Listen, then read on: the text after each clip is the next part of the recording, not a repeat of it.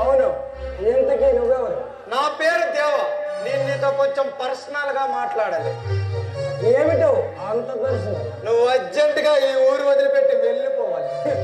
వెళ్ళకపోతే సరాసరి స్వర్గానికే పోతావు. నువ్వేనా ఇంకెవరైనా తోడు తెచ్చుకుంటావు? మిస్టర్ జయసింహ, ఈ దేవ గురించి నీకు పూర్తిగా తెలీదు. తెలుసుకోవాల్సిన అవసరం కూడా నాకు లేదురా. ఎందుకంటే నువ్వు ఒక కిరాయి గోండావు. బహుశా నిన్ను ఆ పాపారాయుడు పంపించి ఉంటాడు. నన్ను పంపించింది ఎవరైనా కావచ్చు, కానీ ఇప్పుడు నిన్ను ఇక్కడ శాసిస్తుంది ఈ దేవ. ఈ జయసింహను శాసించే మగాడు ఇంకా ఈ భూమి మీద పుట్టనే లేదురా. నువ్వేమైనా ఆకాశం నుంచి ఊడిపడ్డావా? అంత తొమ్మగా మాట్లాడుతున్నా. మా అన్న రుద్రమనాయుడు ఆశయం నుంచి ఆవిర్భవించానురా. నీలాంటి కిరాయి గుండాలని మట్టు పెట్టాలని ఈ కథన రంగంలో కాలు పెట్టిన జయసింహుని రా నేను. కావచ్చు, కానీ నేనెవరో తెలుసా? కన్న తండ్రిని కూడా కడసారి చూడలేక తన సమాధి ముందు శపథం చేసిన కథన రంగంలోకి దూకిన కసాయి వాడిరా. ఆ పాపారాయుడి చంతలు చెడితే కసాయి వాడివి కాక కరుణామయుడు అవుతావారా? నేను కరుణామయమైనా కారుని జన్మన్నానా? అది నీకు అనవసరం.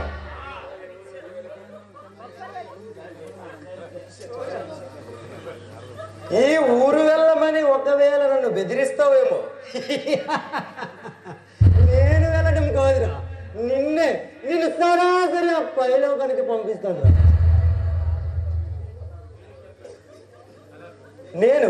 నేను అనుకున్న పని సాధించినంత వరకు ఎక్కడికి వెళ్ళే ప్రసక్తే లేదు.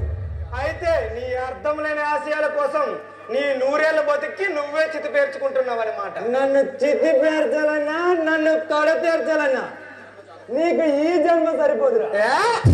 నన్ను నా పేరు వింటే సప్త సముద్రాలు ఉప్పొంగుతాయి, అగ్ని పర్వతాలు బద్దలు అవుతాయి.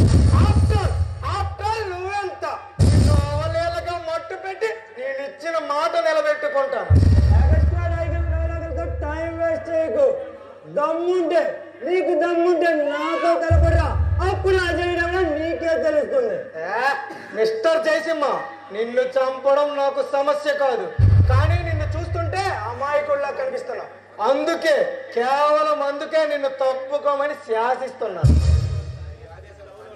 నీ ఆదేశాలు, నువ్వు చెప్పే ఆదేశాలు పాటించడానికి నేను నీ సేవకుని కాదు. నీలాంటి అగాంతకులందరూ దుర్మార్గుల్ని బలికొండ. అయితే నీ కర్మని అనుభవించరా.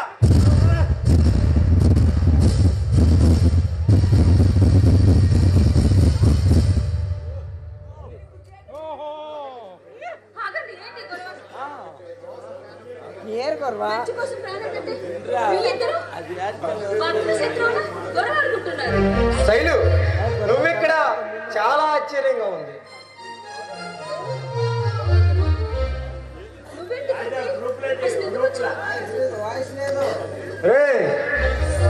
లుక్, శైలు మధ్యలో వచ్చింది కనుక నువ్వు ప్రాణాలతో బతికిపోతున్నావురా. ఇంకోసారి ఇలాంటి అనవసరమైన విషయాల్లో తలదొచ్చుకొని నీ ప్రాణాల మీదకి తెచ్చుకోకురా. జాగ్రత్త. శైలు, నువ్వెక్కడ ఎందుకున్నావు? అయినా అతనెవరు? నేను కొన్ని ఆర్టికల్స్ రాయడానికి ఊరొచ్చాను. అతని పేరు జయసింహ. అయినా నువ్వేంటి ఇక్కడ? నిజం చెప్పాలంటే అతనికి నాకు ఎటువంటి శత్రుత్వం లేదు. విరేదం లేకుండా ఎందుకు మీ ఇద్దరు గొడవ పడుతున్నారు? ఆ విషయం చెప్పాలంటే నీకు కథ మొదటి నుంచి చెప్పాలి శైలు. అయినా నేనెవరినో ఏం చేస్తుంటానో నీకు బాగా తెలుసు కదా. తెలుసు, నువ్వు స్పెషల్ బ్రాంచ్ ఆఫీసర్. సీక్రెట్ గా పర్సనల్ గా టెర్రరిస్టుల్ని పట్టుకునే బిజీలో ఉంటావు, అంతేనా? వీరుదాదా అనే టెర్రరిస్ట్ మా నాన్న నాగేంద్ర భూపతిని అన్యాయంగా హత్య చేశాడు. మాకున్న కోట్ల కొలది సంపదను దోచుకొని వచ్చి ఈ ఊర్లో మకం వేశాడు. అందుకే వాడి దగ్గర పేరు మోసిన నక్సలైట్ల వాడి స్థావరంలో స్థానాన్ని సంపాదించాడు. వాడు ఈ జయసింహను చంపమని నన్ను పంపించాడు. అందుకని నీ స్వార్థం కోసం జయసింహను చంపాలనుకుంటున్నావా? లేదు శైలు, నేను నేరస్తుల్ని శిక్షిస్తాను, అమాయకుల్ని రక్షిస్తాను.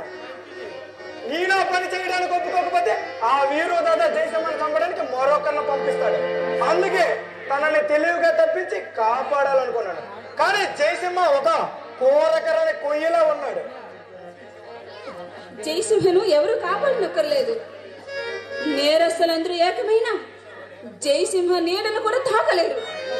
ఓకే శైలు, ఇక ఆ సంగతి వదిలే, కాస్త మన సంగతి గురించి కూడా మాట్లాడుకుందామా? మన మధ్య వేరే సంగతులు ఏముంటాయి? అంటే నా మీద కోపం నీకు ఇంక తగ్గలేదా శైలు? ఎవరి మీద కోపం లేదు. ఆయన కోపమే ఉంటే నేను ఎంతసేపు మీతో ఎందుకు మాట్లాడతాను? అయితే నన్ను పెళ్లి చేసుకుంటావా మరి? లేదు అని ఆ రోజే చెప్పాను. నువ్వు అలా చెప్పి 2 ఏళ్ళు అయింది శైలు, 2 ఏళ్ళు. ఈ మధ్యలో నీ మనసు మారుండొచ్చు కదా. నేను ఒకరి మీద అభిప్రాయం ఏర్పరచుకున్న తర్వాత అదంత తేలిక నేను మార్చుకోలేను. ఆ రోజు జరిగిన దాంట్లో నాది ఎటువంటి తప్పు లేదు శైలు. ఒక స్నేహితురాలిగా నేను మీ ఇంటికి వస్తే మీ తల్లి నన్ను అవమానించింది. నువ్వు పక్కన ఉన్నది కూడా కనీసం ఆవిడని నిలదీయలేదు. అందుకే ఆ రోజు నువ్వు నన్ను ప్రేమిస్తున్నావన్నా పెళ్లి చేసుకుంటున్నావన్నా ఎంత చెప్పినా నేను కాదన్నాను. నువ్వు కాదన్నా శైలు, కానీ ఇంకా నేను నిన్నే ప్రేమిస్తున్నాను. కాస్త ఈ అమాయకుడి ప్రేమని అర్థం చేసుకోవచ్చు కదా. సారీ దేవా, ఇప్పుడు నా మనసు వేరే ఒకరిని అర్పించాను. ఎవరు శైలు ఆ అదృష్టవంతుడు? జయసింహ. అతనే నా మనసు దోచుకున్నాడు. అతనితోనే నా జీవితం సాధించాలనుకుంటున్నాను. All right Shailu, all right. నీ వ్యక్తిత్వాన్ని నేను అభినందిస్తున్నాను.